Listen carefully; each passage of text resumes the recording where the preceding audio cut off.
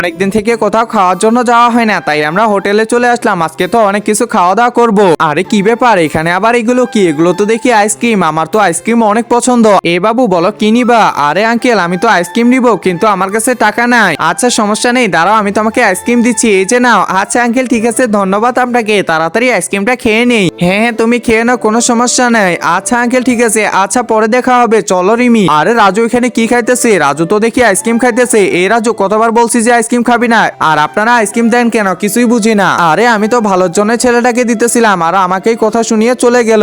আরে আমি তো চলে আসছি আবার। আমি তো আইসক্রিম শেষ না করে যাব না। এই তো আইসক্রিমটা নিয়ে নিলাম, তাড়াতাড়ি শেষ করি। একজন মা কতটা আপন হয়ে থাকে, যার মানেই তাকে জিজ্ঞাসা করে দেখো। তো দেখা যাক বন্ধুরা, এই মায়ের জন্য কে ভিডিওটিতে লাইক এন্ড সাবস্ক্রাইব করে, আর যারা মাকে ভালোবাসো না তারা ভিডিওটি থেকে দূরে থাকো। আরে বাহ, ছেলেটা তো দেখি চলে আসছে। তাড়াতাড়ি আইসক্রিমটা খেতে লাগবে আমাকে, না হলে বাবা আবার চলে আসতে পারে। বাহ, ভালোই ছেলেটা দেখি চালাক আছে। এই তো আইসক্রিমটা আমার পুরো খাওয়া শেষ, এখন রেখে দিই এখানে। আচ্ছা আঙ্কেল টাটা, ধন্যবাদ আপনাকে। আচ্ছা আচ্ছা ঠিক আছে, যাও, দেখে শুনে যাইও।